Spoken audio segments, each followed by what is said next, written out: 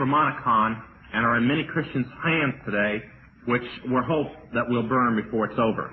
Now, according to the Necromonicon, the beginning of the world happened that man or mortals, if you watch The Witch, you know the difference between witches and mortals, that mortals, or everyday earth men, women, and so on, kind of descended from the apes and so on, and that at the beginning of this world, the son of the creator of all the dimensions and universe came from the dimension that the gods dwell in. They came here by, believe it or not, flying saucers, and that they mated with the people of this world, and their children were the witches. And this is actually found in a book called the Book of Enoch, which contains the Book of Noah, which contains all of this garbage. Now, according to it, the little people were the witches, the fairies, the hobbits, the elves, and so on, and they were the dwellers of this world, and then through intermarriage, they started becoming everyday people. Now, the son of Lucifer was called Adam. Now, this is exactly, except they don't call it Lucifer, that is in the Mormon Bible. And that Adam being the father of this world, and Eve, they also called Asherah, Diana, Isis, Aphrodite, many names, Hector, Selene. In other words, the mother of creation was his wife. Now, according to this doctrine, the people that came to this world were the gods that lived on Olympus and other places of high altitude, and that when the Rothschilds, back in about the 17th century or so, the gods started living in the Rothschilds. They had chose them as the purest family in the occult belief, and through the Rothschilds, making them gods, not mortals, not witches, but gods themselves, they created the Illuminati. Now, I might throw in this, and we'll discuss it later. They believe that Adam is alive again today and is ready to rule the world. With peace, by the way. What else? Now, if you look at the pyramids, the capstone is free from the pyramid because the capstone is the Rothschilds, and they do not consider them human. They consider them gods. And the eye is the father god, Lucifer.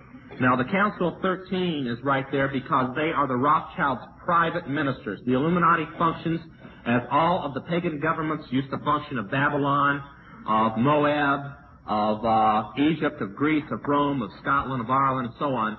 All the pagan governments function the same way.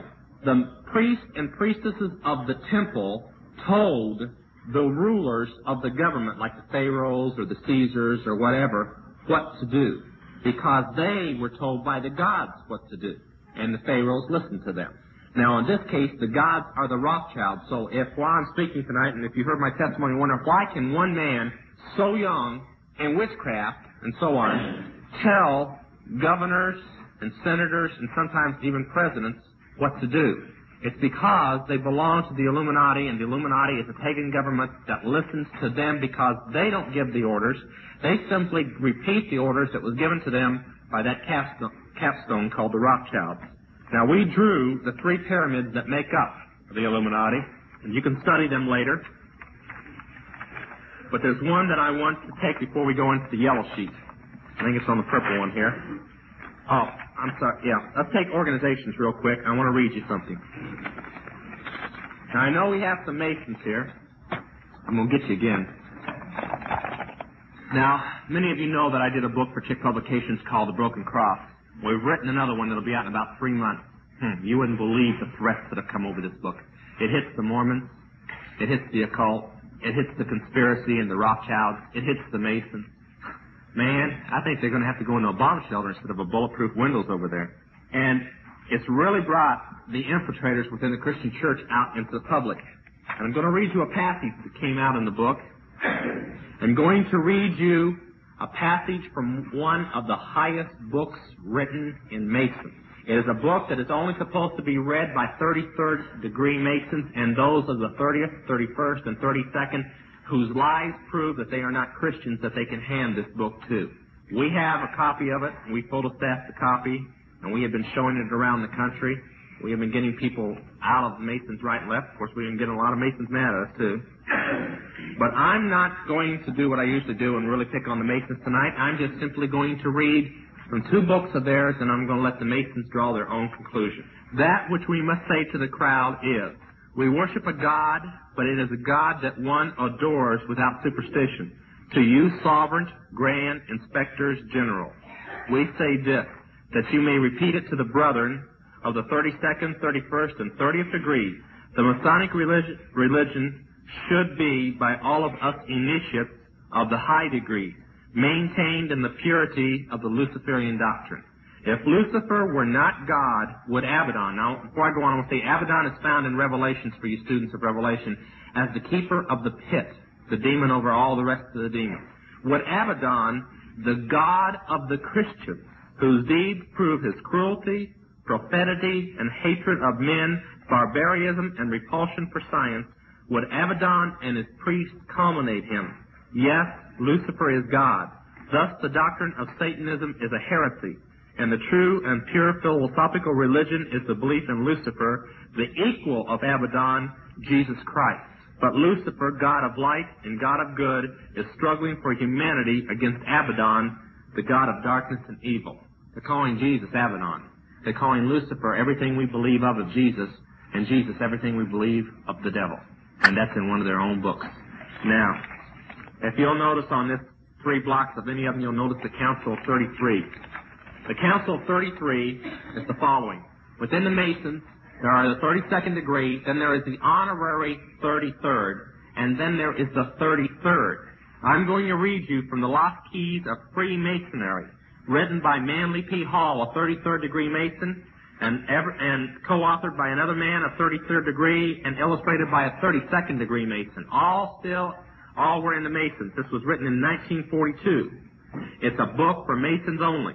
I'm going to read you the initiation to become a member of the Council of 33, the second highest council within the Masons. Within the Illuminati. When the Mason learns that the key to the warrior on the block is the proper application of the dynamo of living power, he has learned the mystery of his craft. The seething energies of Lucifer are in his hands, and before he may step onward and upward, he must prove his ability to properly apply energy. He must follow in the footsteps of his forefather, Tubal-Cain, who with the mighty strength of the war god hammered his sword into a plowshed. Now, when I was saved, I complained. Well, no, when I was saved, I didn't find this out until I was saved. When I was in the occult, I complained at our council meetings because the 33rd council had so much power, and I felt it was unjust because I had proven myself so greatly to Lucifer. Witches are very proud people. And I complained that they didn't do the same thing.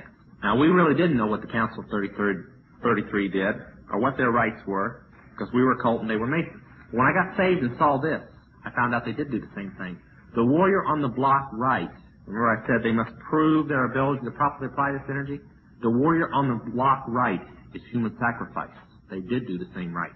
The very leaders that lead the Masonic belief, remember they said of the high initiates, they laugh at the Blue Lodge and those below them because of what they really know and who they really worship. We had a man saved about 2 weeks ago, or about 3 weeks ago now, in Jacksonville, Florida. It was a 32nd degree Mason. His father was a 33rd. His future father-in-law was a 33rd. His mother and future mother-in-law and fiancé were all in the Eastern Star, and he was ready to perform the warrior on the block when he was saved. He told us, can I come hide at your retreat? My own parents will set me up to be killed because I have left the Mason. Now, that's a 32nd degree Mason saying that. You think about it. All right? Now, go with me to the back of that purple sheet, to political organization. Okay? The Trilateral Council and the Council of Foreign Affairs. There's 2 separate blocks there, and it shouldn't really be. You can leave it this way. The Trilateral Council is the brain center of the Council of Foreign Relations. Most people do not know that America, without being an official member, is a member of the European Common Market.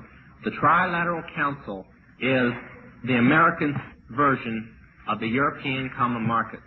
Every man in the Council of Foreign Relations and every man in the Trilateral Council believes that Lucifer is God supreme, has declared it, has taken a vow of secrecy, and has dedicated his life to seeing that Adam gains the world. Our president is a member of the Trilateral Council, and that is a well-known fact for people who dig into politics. So please don't anybody tell me how great a Christian he is. Now, let's go over to the all sheet, to the Sphinx, and we'll go on with something else. I'm going to give you the rest of